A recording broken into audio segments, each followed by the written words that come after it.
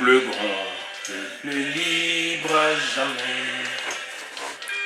Et comment fermez-nous le secret pour bâtir notre pays toujours plus beau autour d'un fleuve majesté, autour d'un fleuve majesté.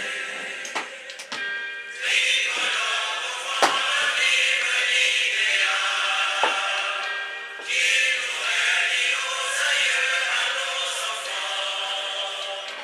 Fais justice et papa.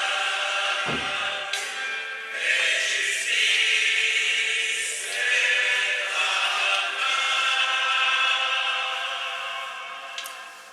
Bonjour peuple congolais, ça dépend à RO vous allez kolonangai, ngai de konabino Christian Bola Biama, mamba peuple mokonzi, peuple souverain, combattant résistant révolutionnaire, PNI. PNI est les politiciens non institutionnels. Donc na ebandeli nazali ko pesa ba mambo nyosha peuple mokonzi mbote losako, donc na ndenge tozali ko bunda puisque losako tozako lobango na sens donc ya ba congolais. Na sens vraiment étymologique te ya ba mongo mais to koloba losako na sens ya ba congolais. Donc bandeko na ngai puisque lingala évolué, ba langue mingi évolué puisque tozali wana na kata centre na kata Kinshasa, beaucoup de langues ezwa ba exception mususu.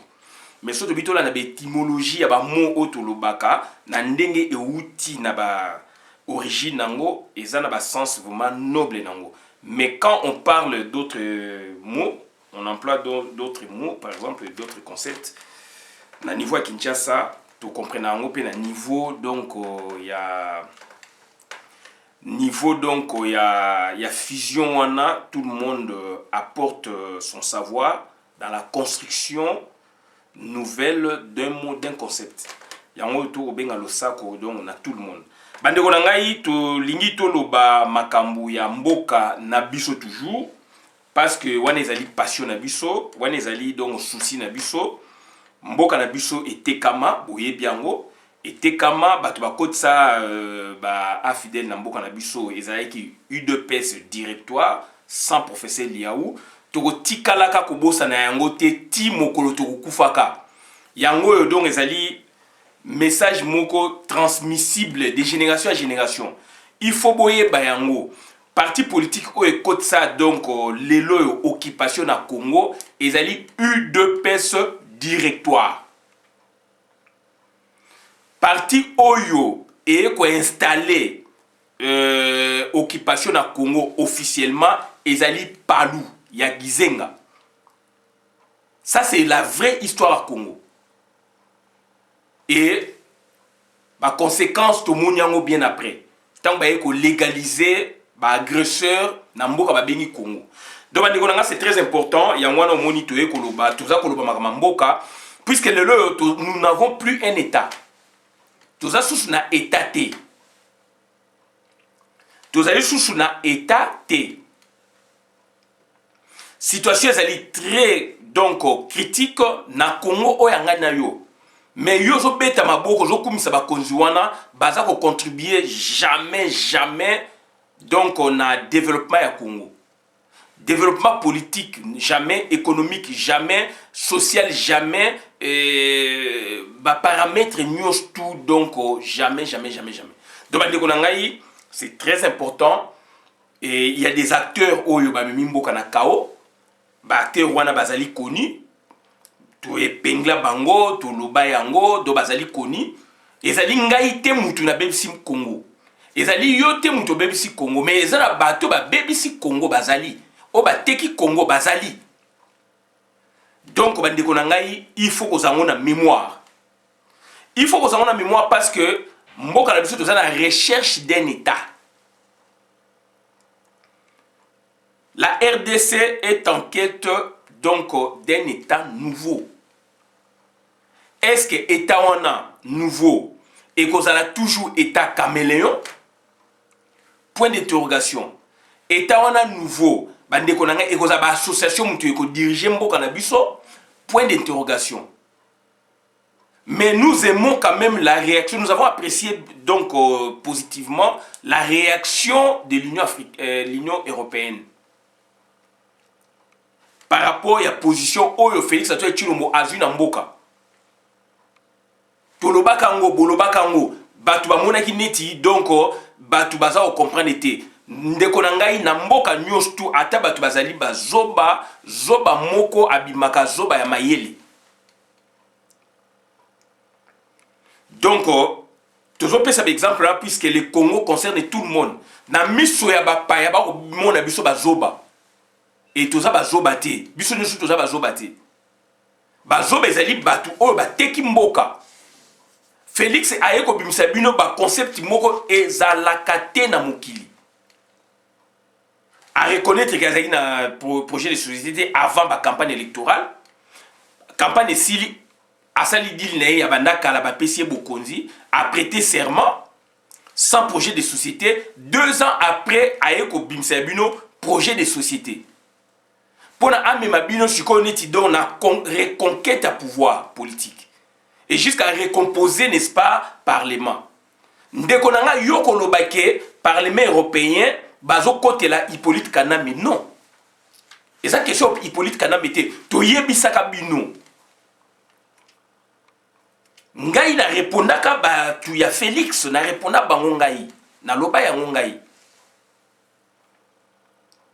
ndeko moko za États-Unis aloba ke Félix il faut Kabila atiki le pouvoir to yebisa bino Kabila atiki le pouvoir ndenge nini Kabila na miso mindele asatika pouvoir mais alinde biso parce que tu as dit que Mboka on ezali ya biso Kabila azali mopaya nde tozali ko lakisa tozali ko démontrer que Kabila a tiki pouvoir mais a tiki te a créé ne Félix asimisi pouvoir pas Félix mais officiellement beaucoup attaqué mutu wana ndenge nini officiellement bandi ko ngai do to raisonner officiellement beaucoup attaqué mutu wana ndenge nini il a structuré l'armée à sa guise donc à sa façon, il a structuré l'armée, il a structuré donc le secteur belé, à structurant na volonté na ye ne lengi na ye. Nazo côté la Hippolyte Kanambete. Tout ça qu'on va sembo puisque yo za fanatique otangi obomi beaucoup na likolo ya Félix. Pona yo ozali esclave à Félix, ya ba Tshisekedi bisoté. Et nous avons une réaction, il y a l'Union africaine et l'Union européenne. Il y a le Parlement et l'Union européenne. Et c'est un monde entier, donc ça dit, c'est la barrage de Félix. Ça, c'est une dictature intelligente. Ça, c'est une dictature intelligente. Oh, bati qu'elle a pouvoir, mais pouvoir, si bati kaka, bobengo passation pacifique. Donc, au regard, il y a Batou, au regard, il y a texte na Batou, Hippolyte Kanambe n'a plus de pouvoir. Hippolyte Kanambe a sakani na Félix na bino, a sakani na ba Congolais, mais pas nous autres. Il y a une catégorie ba Congolais, Hippolyte Kanambe azo koka bangote, akokoka bangote, catégorie ndim ko bimisa ye na Félix Libanda. Ya mboka na biso. Donc bozo ça la politique Bozali formété. Bozo ça la politique, vous n'avez pas de bagage politique. Bozo ça politique, naissance y a parenté. Ça ne passera jamais. Puisque Mboko ezali pour la parenté, donc clanicité. Et ça pour la parenté provincialité. Et ça pour la parenté, donc régionalité. Mboka Oya Congo, ezali addition de peuple et de leur terre, ezali parenté nationale. Si il y a parenté, donc il y a district Nabino, parenté à province Nabino, il y a clan Nabino, il y a village Nabino, ça ne passera jamais. Jamais, jamais de la vie. Et tous les gens pour nous venir là, na sepeli na réaction, il y a parlement, donc il y a Union européenne. Ba côté mogoté ba lobby makambo esala puisque l'état est outaka et pas na bango. Botanga histoire ya roi Léopold II. Biso le makama l'état ezali biloko ya libanda ba ye nango ba supplanter yango na biloko na biso ya terroir, organisation socio-politique traditionnelle y'Afrique. Ba chef coutumier, ba boé, ba clan, ba tribu nabiso. Mundela na concept na ye. Concept na ye wana ezali concept européen. Ezali concept européen. Pour na biso ezali francophone, pour na batumuso ezali anglophone, pour na batumuso ezali hispanique, pour na batumuso ezali donc lusophone, hispanique donc espagnol donc lusophone donc ezali portugais. Ba pays où est dirigea vraiment jusqu'à la dernière minute donc voilà, Italie pe ezalaka ba bimisa, Allemagne pe ezalaka ba bimisa, mais ba pays où est na ba 60 ba zali na ba colonie bango wana. Batouana bandima et loko ba bengi état esalama awana ba 1700 1800 et quelques 1700 et quelques états et ça biloko na bisoté yo ko déranger biloko na lelo oza ko inventer alors bango ba créer Hippolyte Kanambe bandeko na ngai il faut donc tous à la serein tu sais bino ça et marchera bongo té donc ça dit Félix a sali coup d'état a sala coup d'état. Nous réfléchissons sur les institutions parce que tout ça qu'on vivre nango, tout ça qu'on monde nango, tout ça qu'on développer nango.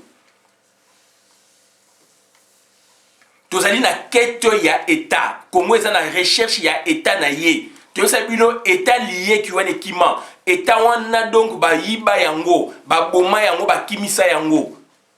Oyo Laura Désé, Laura Mosengo Passini alingaki ko kitana na Mobutu d'après constitution ba prescrit constitutionnel, il y a acte constitutionnel, il y a transition, il y a le 9 avril 1994 acte constitutionnel la transition et le bail que ce qui président la République azali aza malade aza boue muta ko za bo conjoint ezali président donc il y a Assemblée nationale, c'est fut Monseigneur Mosengo Passini. Et papa wana donc asengaki garantie à Troïka na Vatican ba pesa qui était afdel et koti puisque yaki biloko mindele faut Mobutu kende et Mobutu akei et en voici les conséquences. Mboka la biso ezali donc état caméléon et kozalaka état caméléon to la sabino caméléon donc ça dit lelo a ju forme oyo le a ju forme oyo puisque caméléon boyebié nyama wana donc azali nyama oyo place azali azui couleur wana place azali donc alati marque wana alati eloko oyo esengeli pona kolata langi ya place wana soka ya wana na sa portable ya mwindu so za caméléon awana tia akokoma pe mwindu so na longoli na tia na eloko moko ya pembe akokoma pe pembe donc akochanger ba forme état ya Congo oyo toza ko luka est-ce que vous allez état caméléon ndenge za lelo ba wande ba koti wana Congo oya biso ezali susute ba Rwandais ba komi ba komo ko ba bazali ba congolais ba komo ko sala bango misaba ba Rwandais ba saba ndeko na bango donc état wana oyo ya biso ebunga donc bandeko nanga toza ko luka yango est-ce que ekoza ba association muto ko diriger biso ndenge Félix Antoine Tshilombo a créé biso ba association na Hippolyte Kanambe bazali ko diriger mboka na ba association jusqu'à nos jours na loba yango. Et Félix a zongeli yango na message à la nation que va supprimer yango tout le bac yango. Donc nous donnons des avis et considérations. Nous faisons des grandes recherches. Nganaza journaliste était, nous faisons des grandes recherches. Nous sommes des chercheurs. Donc ça dit tantôt le magam oyo ya dit donc bandeko nangai, ce sont des connaissances donc très développées. Voilà. Donc caméléon yeyu. Bota la caméléon. Caméléon yewana. État na biso ekozala état caméléon ou ekozala ma état moko donc c'est-à-dire ya solo. Donc bandeko na ngai voilà likambo oyo tongi toloba. Tokomeka ko développer ensemble na bino parce que situation ezali catastrophique. Il faut ça la quelque chose, il faut toloba. Po ba toloba ke toloba bandeko na biso. Donc eloko o biso to ko sala nde ya ngwana. 30 jours, 30 vidéos et le bibo que tu vois yambo prophète de la nation. Et il a raison. Puisque le peuple a biso tellement balambiye mutu na ye dongo cerveau et lembi to ebité. Nous comprenons pas biso to loba ba Félix kuna baza ko entretenir batu botala ndenge batu wana na ba Jama Kaboun na ba Augustin Kabuya na ba dongo ebele bele ndenge ba memi batu na buzoba pour na ba changer parlement de ya Congo naza pour yango te na sepela biloko wana te na linga ko raisonner biloko wana te puisque li ba memi biso na faux vrai faux mais nous raisonnons sur base du faux et sur base du faux nous essayons un peu de ressortir une bonne réflexion, un bon raisonnement par rapport à ce que eux ils nous ont présenté comme institution. Et nous raisonnons en fonction de ça. Mais ça pour y amoter. Sauf que na méthode de bandeko na ngai donc on va plus se comprendre. Mutu moko côté Hippolyte Kanambe wana zate, mutu moko côté la Félix wana zate, bango bali faut pas kende. Méthode ça no mboka na niveau ba memi mboka. Kao. Union européenne gangi. Londres eza koganga boyebo eza koganga donc mikolo ya Félix ekomi ya kokonte mikolo ya Félix ekomi ya kokonte alors que Hippolyte Kanambe a dévié kiloko wana mais bazali intimement lié bazali solidaire règle la solidarité ngelo bakedo mutu mo so azana problème mususu fa afu taper problème wana il faut participer à problème wana donc yango to lobake soto bengani Hippolyte Kanambe faut to bengana Félix soto bengani Félix soto bengani Hippolyte Kanambe mais Hippolyte Kanambe maintenant étant malin donc il s'est retiré mais tout en maintenant Félix tout en maintenant n'est-ce pas donc manivelle ya pouvoir na Congo aujourd'hui là puisque Félix il n'a pas compris azali mal conseillé et puis batu o ba ko travailler na wana donc ba professeur ba droit constitutionnel pour na bango ba mona ke bazali soki donc ko maîtriser makambo alors bazo maîtriser te ba pesier ba conseil ya mabe to lobi yango ba yokite mondele a lobi papa blanc a lobi tant papa blanc a lobi donc bango ba koyoka sikoyo mais ndeko na bango congolais to lobaki ndeko na ngai ezali pasi mingi ndeko na ngai mikolo ya Félix ezali compté na mboka Congo mboka wana donc ça dit ba ndeko na ngai faut que na ba 6 moko boye pour na to vanda to benga na batu wana pour na to benga na batu wana ndeko na ngai je peigne aussi Martin Fayulu puisque l'opposant numéro 1 normalement ezali lié. Malheureusement, Jean-Pierre Bemba na Moïse Katumbi balinga neti ba floué. Bazo linga ko floué. Mais et ça dit que la réalité politique, la réalité à terrain est absorbée bango. Mais quelle serait maintenant la position de Martin Fayulu face à Babiloko Oyo? Est-ce qu'il en est sorti vainqueur, comme disent certains? Est-ce qu'il en est sorti, n'est-ce pas, donc, vaincu, comme disent ou quoi d'autres personnes? Est-ce que quelle est la position de Martin Fayulu face à Biloko Ndenge Salami? Il n'a pas pris part na assise wana, mais il a dédouané, non. Il a dit que dédouané était puisque Azali un des acteurs au Bandimaki processus a proposé qui plan de sortie de crise naïe pour que FCC cache va diriger ya ko diriger te ya ko ne côté ba seni alors que FCC cache ba bomi yango officiellement théoriquement toloba FCC cache n'existe plus. Le fait que FCC Cash n'existe plus, maintenant, Martin Fayulu, il a mis en exergue les deux associations-là pour nous diriger, les deux associations, pour continuer à diriger Bissot. Dans la phase de transition, par exemple. Dans la phase de transition, cette fois-là, puisque Bayokani, il y a une transition, et que FCC Cash est dirigé Congo. Deux associations. Yé à Rosala côté ba Seni. Bande konangai tout ça qu'on s'est retrouvé dans Mokilini. Deux associations dans Lobaka Yango, Congo est dirigé par les associations. Il y a on parler de la quête, recherche, il y a état nouveau. État, on est qu'on a toujours état caméléon, il y a les lots. Bah, Rwanda, on va continuer à état. Il y a les bandes et s'incruster et bakami likolo, il y a état à Congo, puisqu'il y a un vide, il y a un hiatus. Je vais expliquer likolo. Depuis mon bout à Kenya, l'état à Congo, Congo va bengana ya mwe kende kufa. Vide wana sikoyo, l'état à libanda et yé. L'état c'est quoi? L'état c'est mibeko, c'est territoire. Territoire mibeko na pouvoir politique. Certaines personnes parlent même du gouvernement, de la loi, etc. Donc l'état territoire, tolobi bien territoire yabiso ezali Congo. 2 345 000 km². Est-ce que les lots, on peut parler de cette superficie? Donc ça dit territoire on est à sous yabisoté. Donc territoire on est allé à Libanda et yé n'a pas modification ba saliwana virtuelle ou pas. Est-ce que population ou ezaliwana, ezali population congolaise autochtone? Non. Puisqu'il y a les Banyamulenge qui se disent congolais, ce sont eux qui ont même l'impérium du pouvoir politique dans Congo.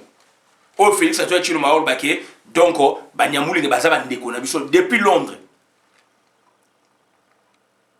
Est-ce que population à Congo, ezali ba congolais? Non. Ezali ba congolais, mais ça ba congolais puisque population na donc bato ba simbi. Force à population économiquement, politiquement boeboé, ezali sous ba congolais ti. Ezali groupe moko utili banda et kangi pouvoir politique. Balingi ba faire croire bino, ba convaincre bino que na avant Mundela ya bazalaki ensemble. Oui, avant Mundela ya on tous ensemble. Mundela tanga ya kati. Royaume Congo ba kati on habiteni. Ba Congo koto bandeko koto bande koto ba kati ba bit délimitation. Pouvoir politique. Peuple, population. Territoire, to expliquer, ils ont rogné, ils ont ba kanyango, koto kuna ba kangi na Zambie bimi, et kangi parti ya Katanga, na Zongo, babi ba Centrafricain, mais sont des Rwandais, ba preuve ezali, na Sud-Soudan, ba Mororo, ba côté boye, ba boye boye, koto kuna Rwanda, Uganda, boye boye, de Congo na biso, ba kati ba territoire nae. On peut plus parler de territoire. Et ça y a biso. Tu es donc superficie, mais tu veux que parlons à proprement parler puisque ba kangi yango ba DPC yango.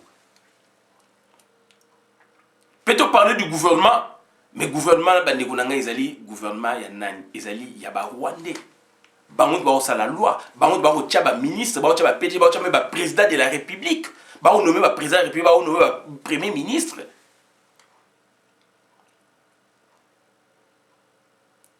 Donc, tout ça, la quête, tout ça, la recherche, il y a État congolais authentique.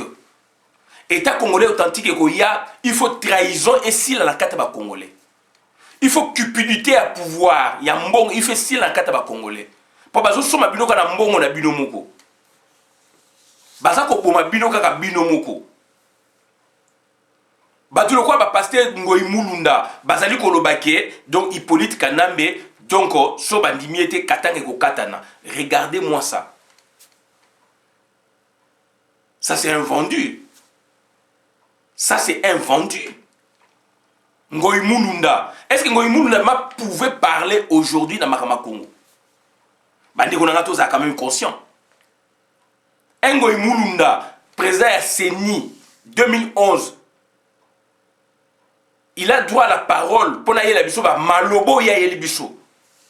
Sobo boy boy boy katange ko katana et ba rwandais na siba ba Jeannette Kanambe ba boy boy tanzanien d'origine rwandaise donc ba zali koloba il faut ba relâcher bande ko na ngai bomoni désordre de place koti na mboka mwana mboka azako ndima mopaya ndeko na ye puisque ba pesier 2 millions de dollars puisque ba commissaire na misolo na ba pesier vie ba pesier bisengo ya mokili ba pesier ba privilège Ateki mboka. Puisque azali katanga biye pe aza katange. O batu ba fabrika ki katange ya Joseph Kabila baloba bazali. ba famille bana pe ya Laurent Désiré Kabila bazali sope ngoimulu na ndeto baza parenté na Laurent Désiré Kabila mais Hippolyte Kanambe azali congolais te mboka nyonso tu na Congo eza na ba richesse attention mboka nyonso tu na Congo eza na ba richesse attention nazoloba na ngoimulu na 60 on a connu 2 sécessions, 2 provinces et s'éclatait qui 2 territoires minés et s'éclatait qui bah déclarer l'indépendance Sud Kasai avec Mulopwe quand on joue Mulopwe dit Tunga et puis Katanga avec Tchombe bah bimise bango na bango ba banque na bango ba drapeau na bango mais président Kasavubu avec le chef d'état-major général il y a armée et puis successivement le premier ministre fort bazongisaki bamboka wana ezonga Congo expérience du passé to éviter yango tokoloba ngo pona elengi ngoimulunda eki nalandaki ndeko moko abimaka ngoimulunda lobi biso bakatange tali biso te voilà il faut qu'il y ait des telles ripostes ngoimulunda eki voilà bandeko na ngai bolanda carte à 1 milliard na sala vidéo bolanda carte géologique ya mboka na yo on comprendre que toutes les provinces les loyo ezali donc na ba richesse moko incommensurable ba richesse moko ba lobaka yango te bokoki ko mesurer yango te toutes les provinces na sala vidéo d'après ba données d'aujourd'hui le bas Congo ezali province eza ko regorger ba minerais le Grand Katanga. Le Bas-Congo a une position géopolitique, géostratégique, naturellement. Bas-Congo a un fleuve, Bas-Congo a une partie océan. C'est très stratégique. J'insiste là-dessus. Je ne compare pas dans cette vidéo. Biloko Bas-Congo a un Katanga a un Bas-Congo a du pétrole, Katanga a un pétrole. Naye on a pour comparer mais nous devons parler puisque bandeko katanga donc ngoimulunda ba comico exagéré et bozo sala ngona mopaya o azo boma pe biso qu'est-ce que mopaya wana sel na mboka na biso qu'est-ce que mopaya wana sel na mboka na bino abomi Laurent Désiré Kabila soki papa puluti no papa soki noko na yo aboma ye Bomengo ya Congo amemi yango libanda en face to sala ba vidéo na ba Tanzanie na ba Tanzanie na ba Kenya ba Éthiopie lelo et comme mi ba pays minene économiquement parlant manini ba ke ko investi ba côté ona bande ko nga faites attention. Le premier richesse il a été indépendant du Congo. Était indépendant du Congo il na riche c'est fonda qui na nini puisque diamant est bana quitté. Diamant est ko yeba découverte roi Léopold II assis à Koufa na 1910. Premier diamant va découvrir en mode dans le Kasaï. Roi Léopold II à Koufa. Dans la partie qui s'appelle aujourd'hui Kasaï puisque roi Léopold II a dirigé Kimboka sur base car district. Donc, ça dit décentralisation ou découpage fondé sur base de district comme unité à territoire. Dès 1917 et 1934, il y a un grand découpage, il y a la province et Salami. Roi Léopold II assis à Koufakala. Étant indépendant du Congo, n'a pas connu de province. Donc, on a 1914 et 17, certaines doctrines parlent de 14, 1917, donc, c'est-à-dire, nous avons 4 grandes provinces. Premier découpage, Congo Kasaï, Équateur, Katanga et province orientale. La province Bima après l'indépendance. Moussou, na 34, il y a comme 6 provinces. Na 6 provinces, on a Sikoyo. Place donc Kivu et Bimaki, puisqu'il y a une province orientale, et Kabwani, Kivu et Komi, et puis donc Congo central et Bimi, Bas Congo et Bimi, puisque Kasaï et s'est détaché qui. comme dans 6 provinces. Puisque Congo Kassai d'abord est composé dans quelle province? Bas Congo actuel, ou toute la configuration 11 provinces, Bas Congo, Kinshasa, Bandundu, sans le Mai-Ndombe. Na Kassai, donc Congo Kassai, une grande province. Une grande province.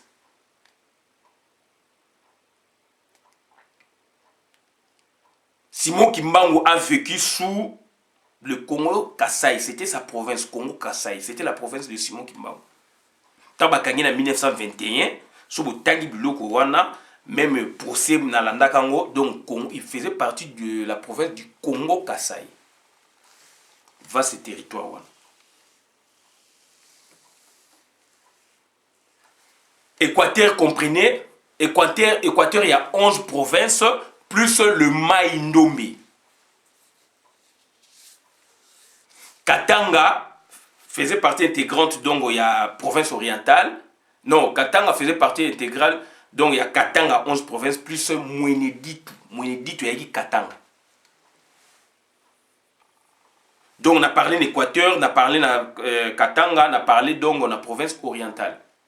On a parlé donc Congo Kassai, Équateur, Katanga, province orientale, donc il y a Kivu na Ozaï. Kivu au nord, Kivu sud, Kivu fusionné. Donc Baeko Kabwana, en 1934. Province à Bakongé Bimi, Kassai et Bimi, unité kassaïenne. Kassai et Moko. Kivu et Bimi, province orientale, donc Ozaï et Bimi. Bakabwani do to comme na 6 toké na tina indépendance, s'il vous plaît, tina indépendance. Et donc on a 66, 64 de toké na indépendance na loi fondamentale sur botang et zabongo. Et na constitution Lulabu to comme na 21 provinces bakabol sous. 21 provinces, il y a 21 districts, il y a roi Léopold II. Il y a à peu près 21 districts. 21 districts, il y a roi Léopold II, 21 provinces. Oyo, professeur Liao Basalaki, comme président de la commission donc, juridique, il y a rédacteur, il y a loi, première constitution au Congo, il y a le 1er août 1964, constitution, il y a Lulabou. Pourquoi Lulabou? Pourquoi Lulabou? Puisque dans la conférence, il y a table ronde à Bruxelles, la province est belée et où elle est là qui? Ressortissant dans ba proposer qui ba province boye kamina ko l'activité mbandaka kamina boye boye ti ba e ko lukasko terrain d'attente nde Lulabu ya on ba benga on peut constitution Lulabu mais so botangi ba travaux na bango donc ya inde choix ultime ya ba congolais nde en dehors ya ba proposition ba pesa kinde boto luka place mususu puisque notre place moko na sécurité puis la tranquillité c'était Lulabu. Et puis na constitution 67 ne Mobutu ne ayeko bimisa ba Congo Kinshasa ba Congo donc Kinshasa et puis na Kassai mususu wana. Il y a une unité kassaïenne ne ba yo Kabola Kassai en deux Mbujima et Bimi. Donc Kassai oriental quoi Kassai occidental. Wana biloko ya Mobutu. Bandundu création Mobutu.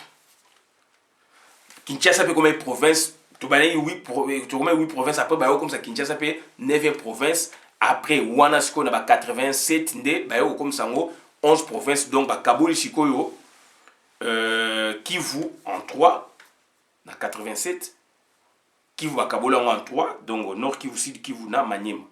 Tu as comme 11 provinces.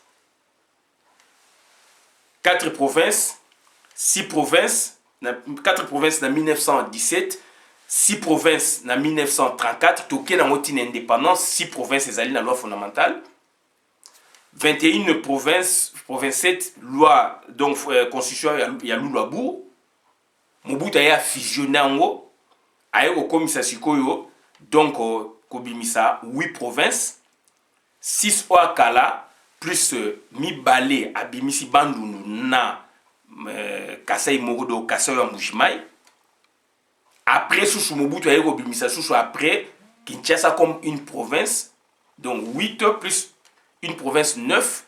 Na 87, comité central de décision, bah démembré Kivu, et avec expérience pour tout que donc la décentralisation moko ndengwana, donc Bakaboli. Après constitution, il y a le 18 février 2006, bah il a proposé 26 provinces autres en Angolelo.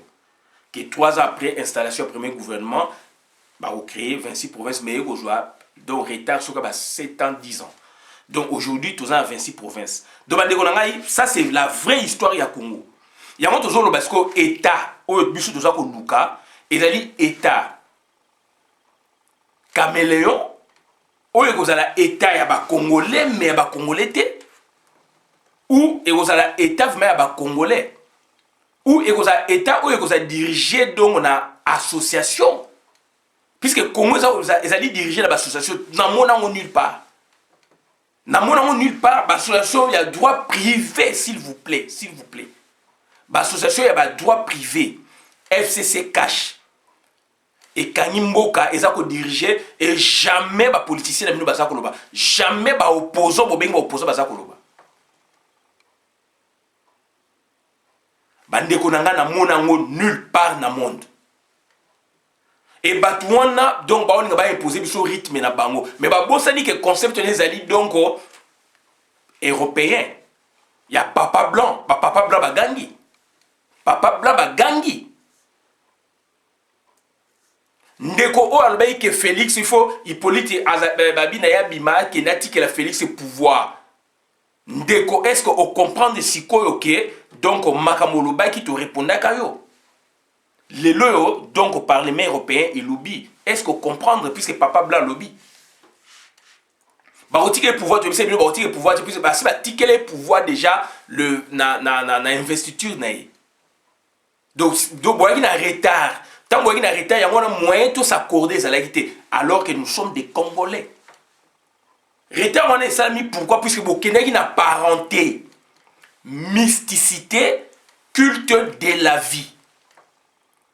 Donc, c'est-à-dire, pouvoir, on a pour la les alliés tribal, les alliés claniques, les alliés provinciales, ethniques. D'où les alliés quoi aujourd'hui trophée. Il y a un comédien même à l'Obaïke, donc, école boezwaki boebobazwaki à dans la base linguistique. La base linguistique c'est la base méthodologique pour que l'administration coloniale ait travaillé na peuple. Et ça va donner naturel tant ba yeba kuti bilo kwa les akabongo. Zone boye batu ba swahili. Zone boye zone muta ba côté na terrain, ils ont sillonné des ethnographes, enfin ethnologue, géographe, historien, juriste, zoologiste, botaniste, etc. Ils ont remarqué à partir de la langue bouée. À partir de la langue bouée. Ils étaient des scientifiques, des universitaires, des basali travaillent à terrain. Batomboli, 4 langues nationales, ce n'est pas Mobutu, c'est sous la colonisation belge. Ba ériger 4 langues wana likolo mais na ba 4 langues na ba langue ba mboka bato ba tribu bato ezali mais pour le pouvoir politique oh ba swahili bazwaki ba Congo bazwaki ba bo bazwaki sur combien ba luba oh raisonnement là mais on n'a pas compris tant ba premier ministre bazalaki sikoyo ba luba bazalaki ba sakata bazali bobodo est-ce que ba sakata ba ke pouvoir aussi nga ujaza nango asa premier ministre ezali ba sakata. Pouvoir au Boboli que le Congo a Moussakata, premier ministre, Ezali Abasakata. Monseigneur Mosengo a président de la conférence nationale souveraine. Aza Moussakata. Donc est-ce qu'il y a un pouvoir Yabasakata? On a toujours raisonné de l'ennemi. Mais quand il s'agit de Louba, non, pouvoir on est à Louba. Arrêtons avec nos bêtises. Nabi, nos bêtises. Nos bêtises. Moi, je suis de l'Équateur.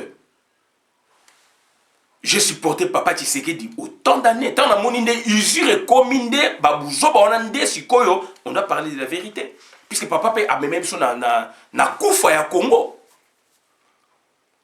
Pré-dialogue, dialogue. Bisona bango tozanga ademo biso to reponaye.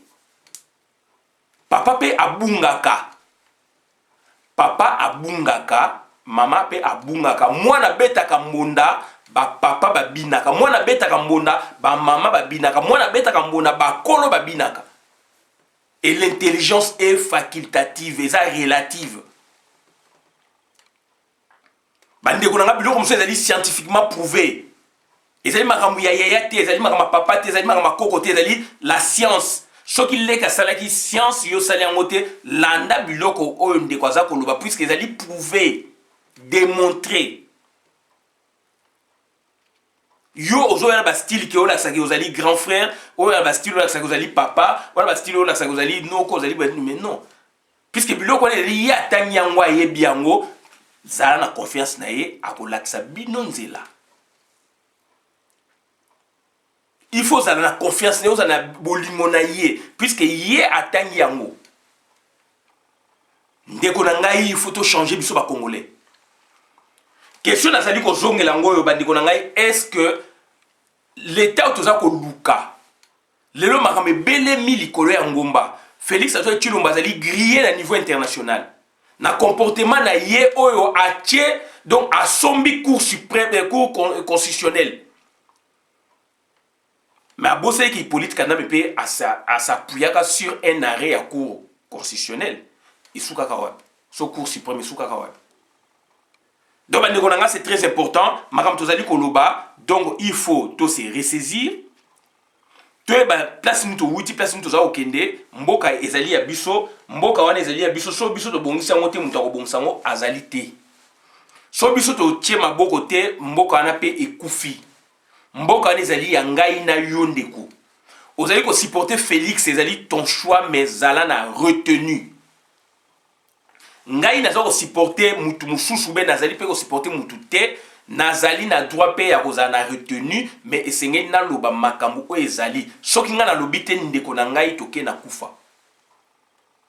Bolobaki Hippolyte Kanambe akimi akei boye. Bocheki makelele. Wapi makambo? Wapi makambo yango bandeko na ngai. Donc bo battre campagne. Olingo senga pouvoir, il faut otitiller bandeko na yo, oningisa bandeko na yo, ofinga bandeko na yo pour rien. Pona elenge ba Tshisekedi. Pona elenge ba tribaliste wana, ndeko peut-être yoza tribaliste te. Mais oza ekolo mongo na ye, oza tribaliste te. Okobebisa ba relation na likola famille Tshisekedi na lobaka ngotango Félix ba nommé ye. Premier jour, deuxième jour na cette vidéo ou le même jour na cette vidéo, na bi bokeba ba relation ba tuminge ko beba, ba mabala na vidéo ko beba bokeba. Bo balana ki bolingana ki avant Félix Tshisekedi comme président de la République protocolaire. Donc bo préserver ba relation na bino. Boza ko vivre parler Tshisekedi te.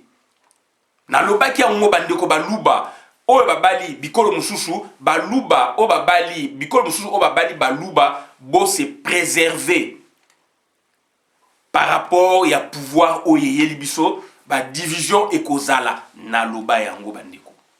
Toza ko rappeler ka batu pona batu mémoire ezaka mulai musika. Félix a ko diviser batu bandeko na ngai. To lobaki yango to expliquer bino. Donc il faut te faire attention. Te faire attention puisque la situation est chaotique. La situation est catastrophique. La situation mboka donc bandeko na ngai tu avancer sikoyo. Puisque bandeko o bazokota Félix kokote la Félix et mobulu neto lobaka, lelo to moni mingi ba comprendre. Mingi ba comprendre. Si on biso na bino toza na quête, toza na recherche ya l'état, vrai l'état ya Congo. État ezali concept utile banda et yaki na 1885 par le roi Léopold II. État.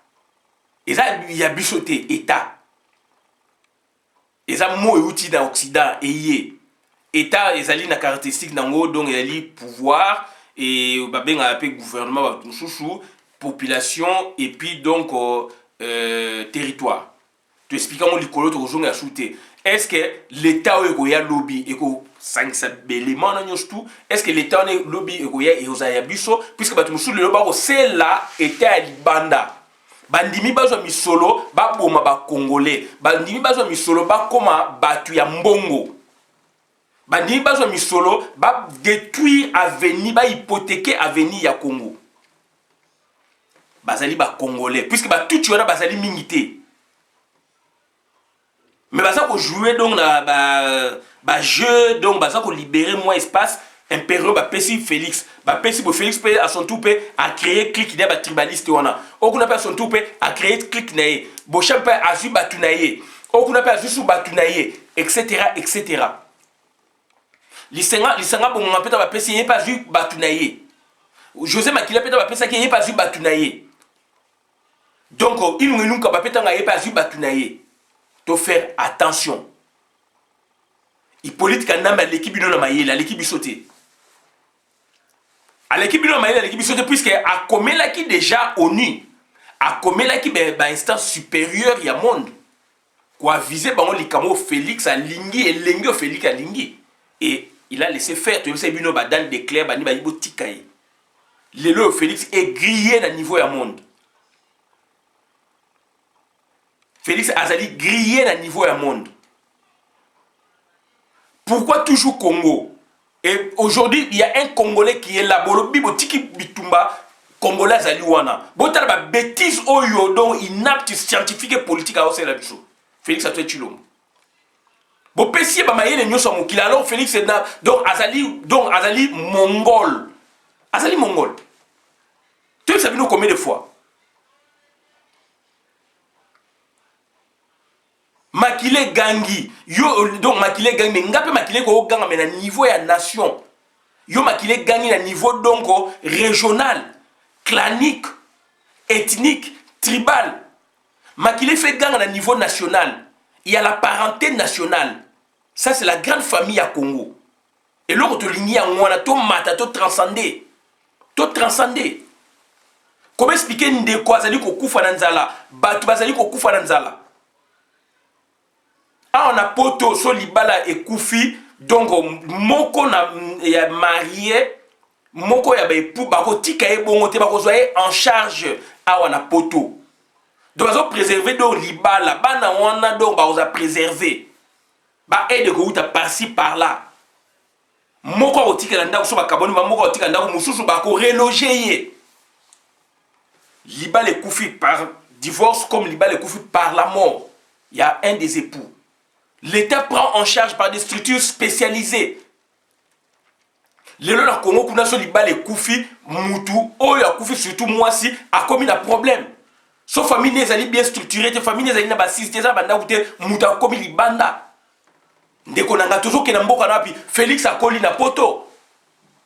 Félix a eu na poto na 85, a eu na poto na âge Félix avait 22 ans quand il est venu en Europe.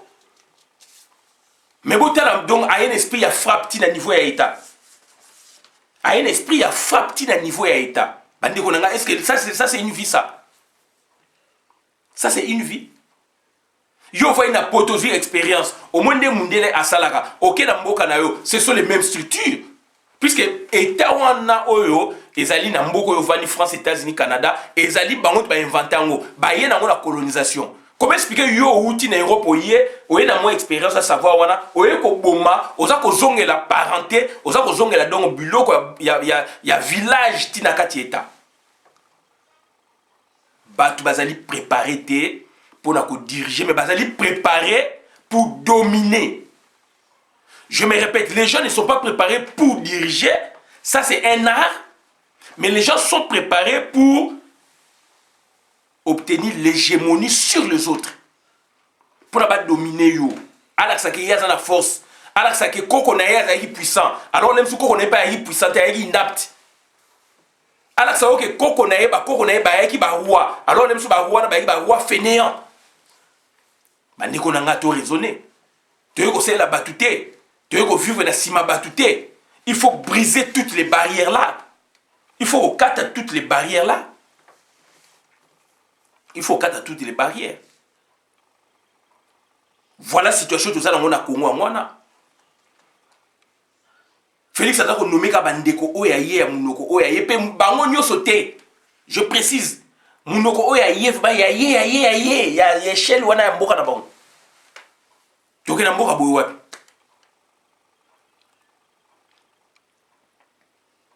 Félix a été préparé par son père dans le tribalisme, dans l'hégémonie politique. Mais il n'était pas préparé dans l'organisation de l'État. C'est différent. Yo ozo mwana na yo, oza ko lakse makambu ya songi. Pona yo zo mwana oza ko éduquer mwana. Mais o éduquer mwana te o kotieni na donc na ki songi. Devant Batou, mwana na yo ako produit songi, ako détruire Batou, mais ako organiser te. Différence c'est-à-dire organiser, préparer quelqu'un pour l'organisation de la société, l'administration de la société, que au joie Batou, basa lokola donc vaso na ba domestique no pour passer là-haut basa ba rapporteur na yo. C'est différent. Donc ici nous parlons des institutions politiques, président république à institution politique, gouvernement à institution politique, etc. Ils allaient impersonnel, transcendantal. Donc comme je connais l'habitude à la force d'habituer même à l'inhabituel. Professeur Kitete Kekumba Omombo, grand maître, spécialiste il y a droit constitutionnel et institution politique, ils allaient fusionnels. Pourquoi la conjonction E? Pourquoi conjonction E? Droit constitutionnel et institution, pourquoi E wana? Fusionnel. Problème politique, beaucoup kende na terrain politique. Compromis politique. Problème, il y a droit constitutionnel, beaucoup nango donc na ba règle préétablie, la constitution est là. Et il faut aménager, il faut j'ai d'équilibrisme fusionnel. Tant que yo, vous avez compris ça cours wana, vous avez maîtriser les paramètres wana, c'est dangereux. Mais il y a des cours uniquement intitulés droit constitutionnel. Mais biso to qui droit constitutionnel et institution politique, c'est l'intitulé officiel il y a université l'Ovanium de Kinshasa intitulé officiel il y a ba université na Congo, droit constitutionnel et institution politique. Droit administratif et institution administrative. Puisque droit administratif et institution administrative, ils sont subordonnés à droit constitutionnel et institution politique. Puisque droit constitutionnel, là maintenant, on voit les institutions politiques. Le président de la République, le premier ministre, les ministres, bah, ça qu'on a des décisions en Mboka. Bah, décision, ce qui fait qu'il y a un petit peuple par l'administration. So ba yokanité, peuple sepelité a refunda mi beko ane bimi, ba okene na contentieux, ba okene donc na institution judiciaire. 3 institutions. Institution donc politique, à proprement parler, ils allaient donc au président de la République, premier ministre et ses ministres, premier ministre donc au président de la République donc agissant en ordonnance, premier ministre n'a décret,